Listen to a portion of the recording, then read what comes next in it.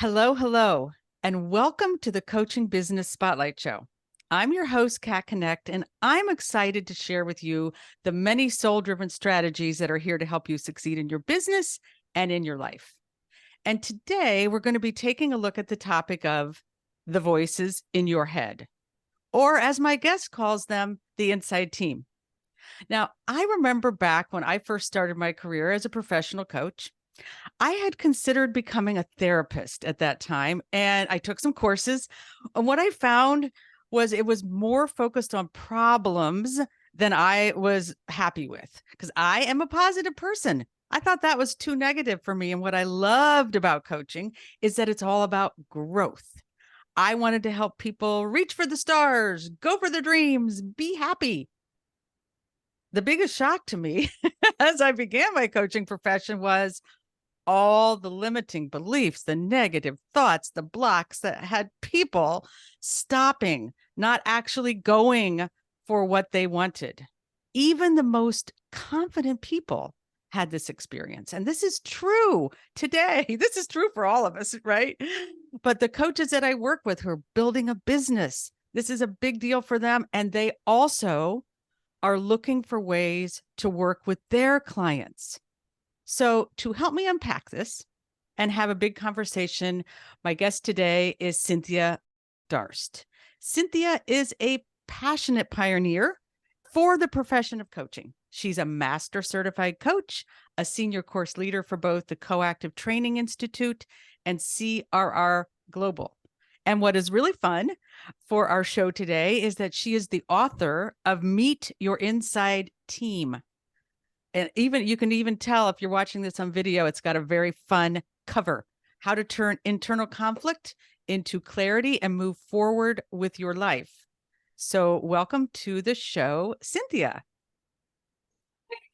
Hey, yes, so I'm good. delighted to be with you, Kat. Thank you so much for having me. This is so fun. So fun. I love the combination of fun and valuable. And I right? And I want to tell you the value already. So when I have a guest on the show, I read your book when it first came out, but I was rereading it. I was like, okay, let's do a little review. Since then, those voices, the team in my head have been much clearer to me. I mean, it's just been amazing. I've just been like, Great. whoa, right? Just having that, a new level of that awareness. Nice. Right. So this is, I'm just curious. First thing I want to start with. Yeah. What I love, really, really love about your approach is that it is positive. Yes. Right. So many, and this is Karen Kimsey and Henry wrote this in the foreword. Like so many books are like, here's the bad voice and here's the critical voice and here's the thing, gnarly things. So talk to me about that, about how you've made it what feels positive to me. Yeah. Well, I come from the point of view. Now, by the way, this isn't everyone's point of view, but I come from the point of view that all of those different voices in our head are somehow trying to contribute to us or protect us from things. And what we tend to do is we tend to have some judgy voice over here, and it's like, you're not doing this right, or you're not whatever. And it's our tendency is to want to say, be quiet, shut up, go away. We find that doesn't actually work. There's clue number one. It doesn't actually work, right? If it did, that would be so great. Right. And so what in this book, what in working with Inside Team, if what you can do instead is ground yourself in your adult self, and you're like, okay, let me get a little curious here. And if we can turn toward one of these voices and listen for the wisdom or the positive intent, and it might just be tiny. I mean, this voice might be really nasty and sucky. So I'm not saying that part's okay. Let's reduce that. Let's listen for a little bit of wisdom and find the useful purpose. Wow. And it can, it has us, at least for me, it sure has me just sort of relax and go, okay. I feel that even as you're talking, it's just like, oh, that feels so good, because all that pushing and, avoiding and disliking is just so exhausting and tiring. So how does your book, and how do you think about helping people get clarity using this team? I love that it's a team.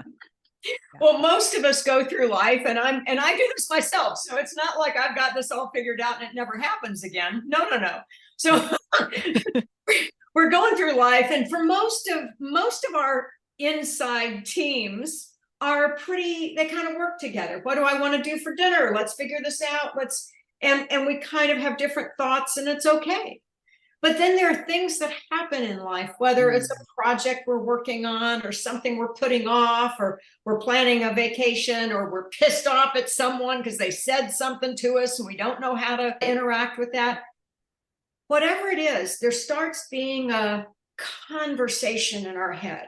Oh my God, I should just stand up to that person. Oh no, you need to be, you'll get fired if you do that. Like so if we can slow it down and actually listen to see what's happening. What is this conversation? Who's talking? And start to create a little bit more awareness. That alone can start putting these energies a little bit outside of us, so that we can see them and start to sort things out. Yes. To me, that's one of the big keys, is it gets it outside of ourselves, because all that tangling and I have a question, a kind of I don't know if it's a two-part question. Like, so when you're sorting all that out, like, what would be some tips on how to kind of look at them? Because there's also who you are, like who is when there are all these voices, which one's you? I said, right? It's a bit of a convoluted question. Great. Well, so let's go to that one first. Where are you if you've got all these voices? Where the heck are you? I'm calling you the one who can see the others. I love that. I know that sounds strange, but it's like, if you can see and imagine the others, then you've got a little bit more agency. You've got a little bit more you, right? It's great to work with a coach, a partner, to go through the questions in the book. Very helpful. And if you don't have that, if you want to do it by yourself, I recommend that you take a piece of paper, you chart out, when I hear from this particular part of me, where's it talking from? Where's it? Oh, this one's over here. This one's over here behind my ear.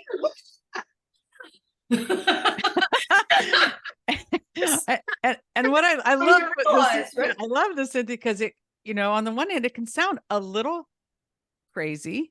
Yeah. But it's actually so true for everybody. I've never had a client, never worked with anybody that who said, "Oh, I don't know what you're talking about. I don't have any voice." They're all like, yeah, I got those voices. Right. But you're describing it, I think, a little more uniquely than I've heard it before. Like, actually where that voice is coming from, an actual physical place. Yeah. It's part of the awareness creating, because so if I'm starting to find out with a client, okay, this is a conversation that you have about cleaning out your garage, right?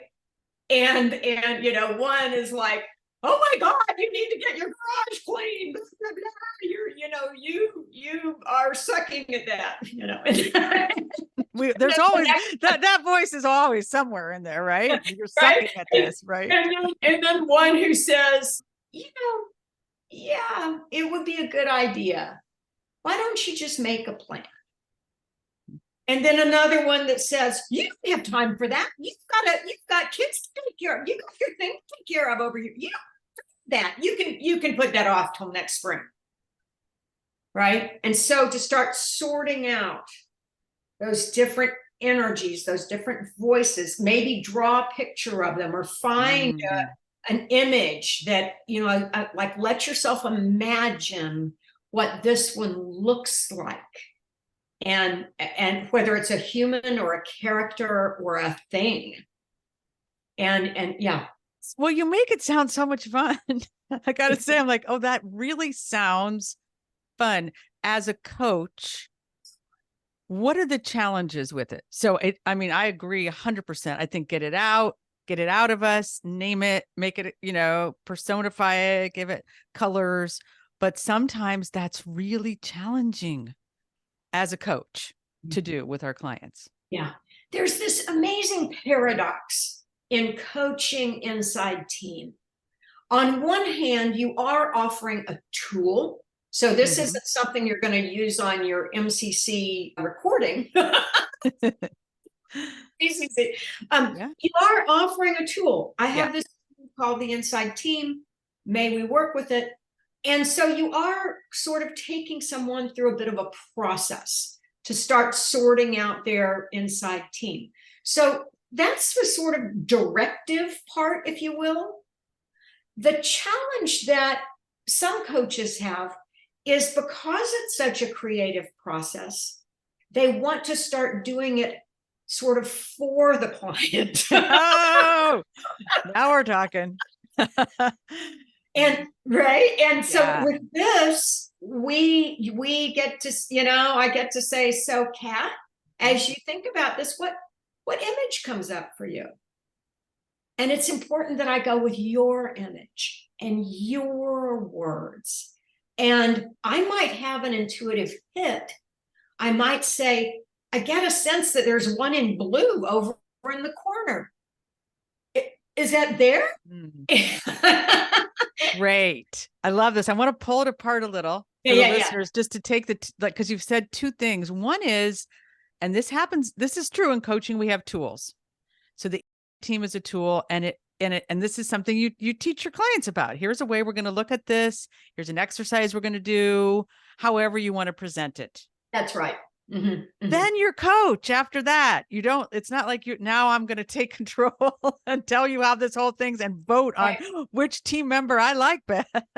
That's right. And that can be a challenge, because it can be a little bit like, a little bit like voting, like, oh, that's a good one to listen to, or let's hear more from it. Like, no, if you're coaching this, you get to be Switzerland. You get to stand in a super curious, non-voting place where you're allowing the client to do the work of this and see and do the learning, so that then they can decide their steps forward.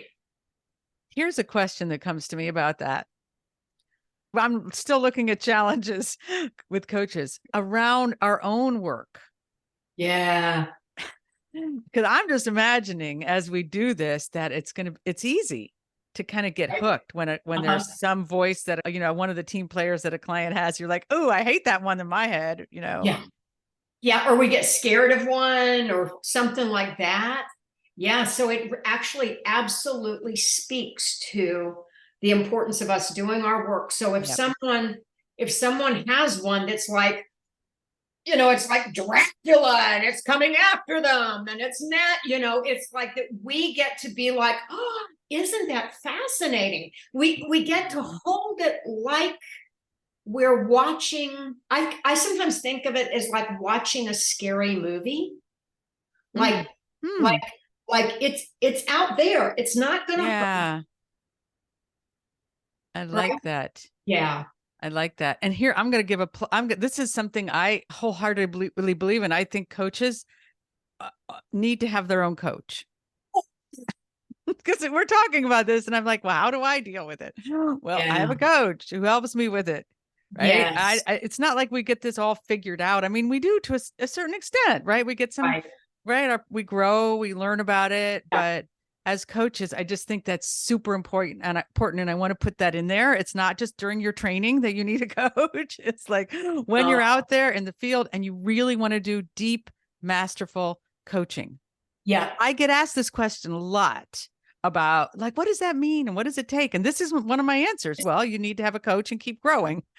Because otherwise you're not actually going to have the emotional ability to be with clients and actually be Switzerland around these things. Yes, yes, exactly. It's so easy to see a client struggling or suffering and then think it's so easy to want to kind of save them or fix them or whatever.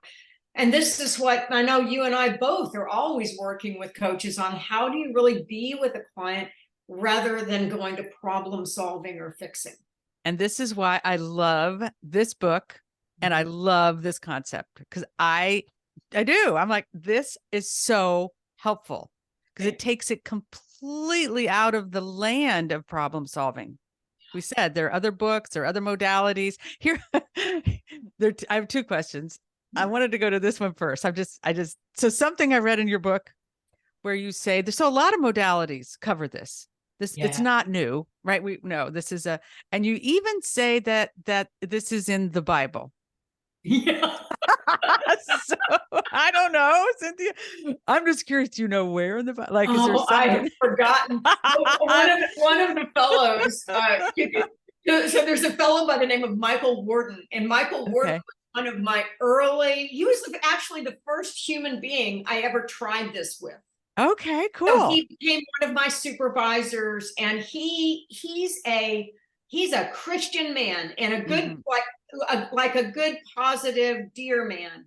And when he was working with me on this, he goes, this is in the Bible. It's in blah blah blah blah. And I was like, what? So I don't remember offhand, but what you're pointing to, the idea that there are different aspects of our personality, different parts of us. This is lots and lots of modalities have this. This is not new. Yeah. And here's where you've taken it though.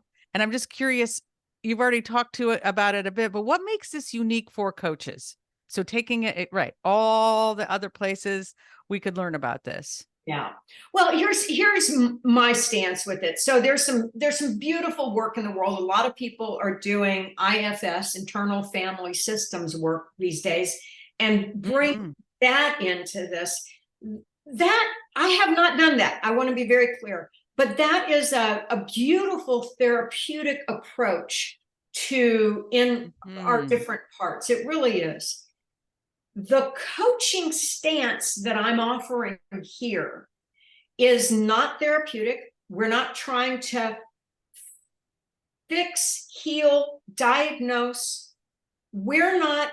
Sometimes when therapists do deep work into subpersonalities, they go in and very deliberately try to talk to different parts. Right, like the inner child or and type of thing. And very or try to call one forth that's not. And so we're not going to do that. This is very much trusting the client's process and allowing them to navigate their own inside team. That's a huge difference. Huge difference. I knew that. I mean, that's why I really wanted to ask you that question, because again, we coaches, most of us have had a lot of training and a lot of different things, and we want to bring it to our clients. Yeah. And this is just a really, really important piece.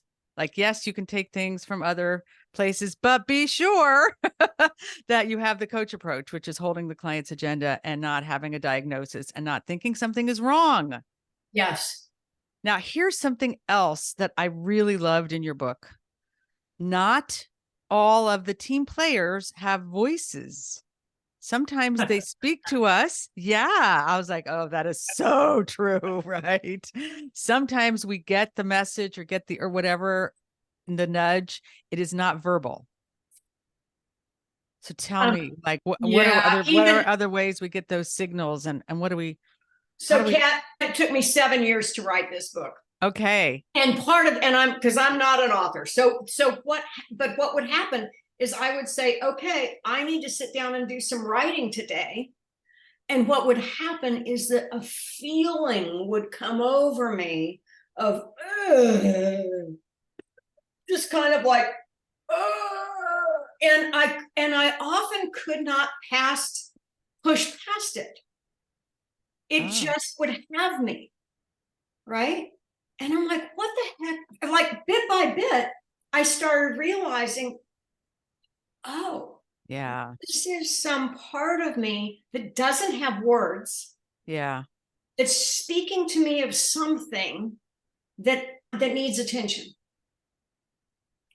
And so if I can allow myself, whatever, as I go through life, whatever energy, feeling, emotion, I do kind of notice, okay, is this some nonverbal information for me to pay attention to? I love how you have laid that out. Again, really easy to understand, something that most people aren't even aware of. And, right now, we're not even aware, like you said. Like we'll have a feeling, oh, I shouldn't feel that way. I need to do Exactly. this. It's like, no, this is a good day, or this is an easy thing, blah, blah. And so important for coaches to realize this. Yeah.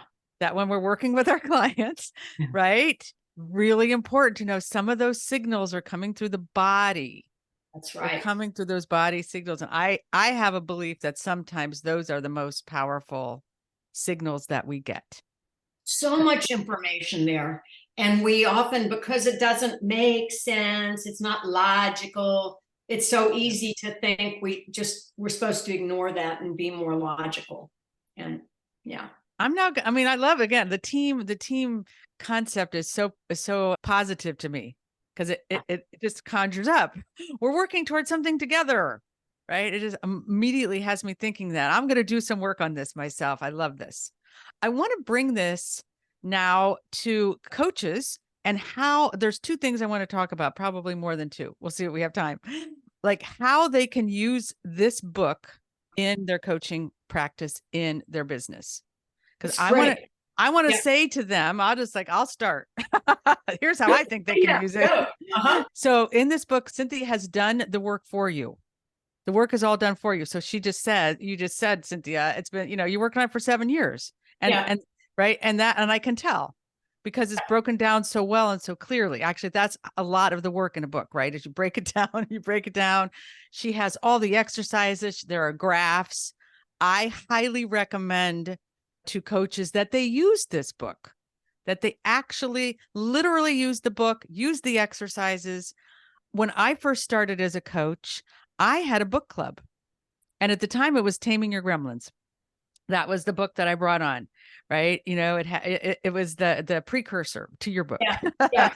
And it was amazing how that book. So this is my other tip for coaches, is you can use this book to inform people about what coaching can help with. Because so often coaches are like, how do I tell people? I don't know. Clients don't understand. It's like, give them the book, buy the client the book and say, here you go. How would you like to have clarity around those, like what's happening for you? Yeah. I mean, again, I think it's one of the most understandable areas that we coaches work with in the general public.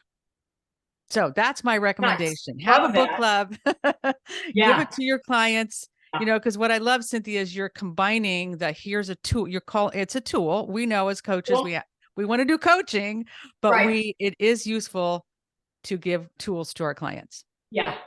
And I'm just imagining people out there perhaps getting the book, get a partner, find one of your buddy coaches, go through it together, try it out with each other, practice it. One of the things that I think I've done pretty well here is I've like really outlined very specific questions. Yes. That are super helpful in doing this work. So it's like, here's how to do this part.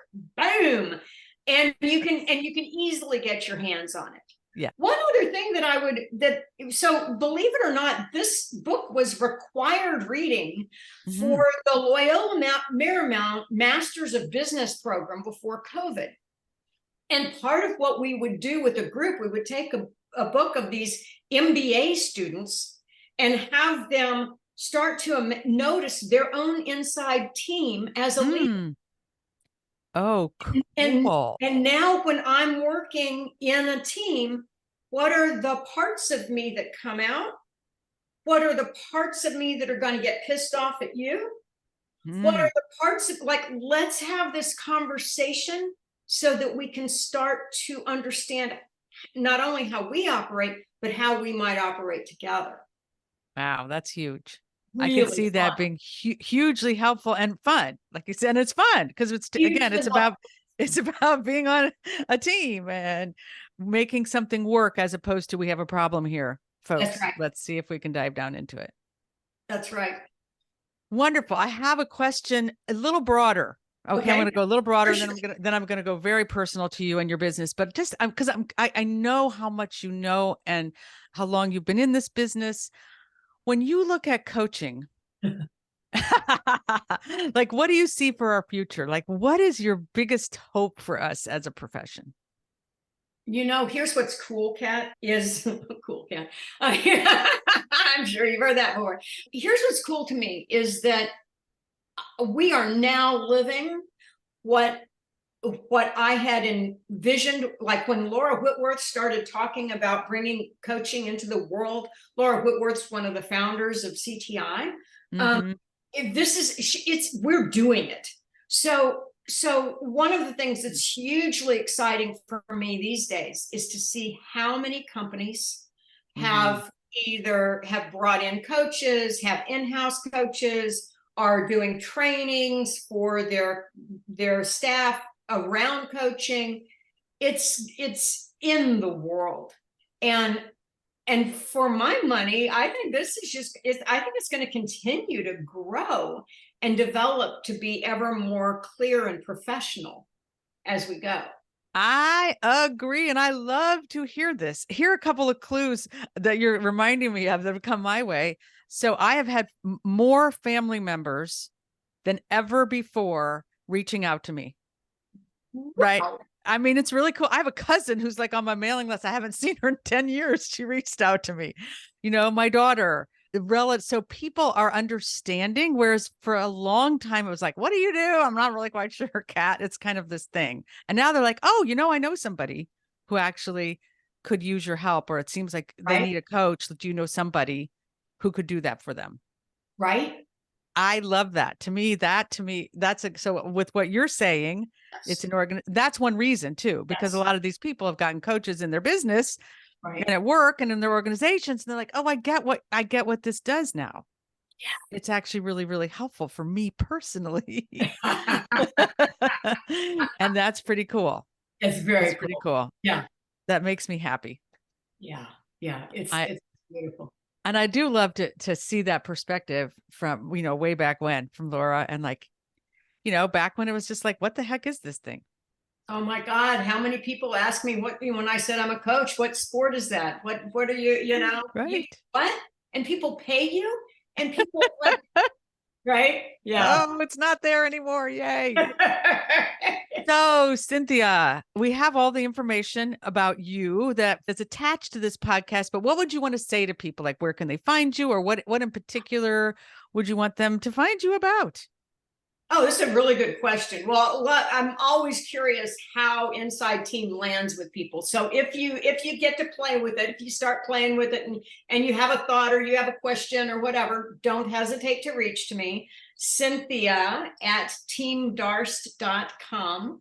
I also, Kat, one of the things that I'm doing more and more of these days is I'm mentoring people going for their MCC credential. Oh, And I've been that's very successful with many of our okay. proactive colleagues. All right. So, shout out if that's something you want to go for out there. I have some coaches I know who are just approaching that idea. It's like you want to get Cynthia in your corner. Absolutely. Absolutely. Yeah. Woo! Yeah. Wow. Well, thank you so much for joining me today, Cynthia. Like pearls of wisdom, lots of good stuff. I'm going to show the book again. Go out, get the book, meet your inside team. Do it for yourself as a coach. Do it for yourself. Get some people to do it with, and for sure to help you with your clients. Absolutely. Yes. Thanks All for right. having me. It All was a right. real delight. Thanks, It Ken. was a blast.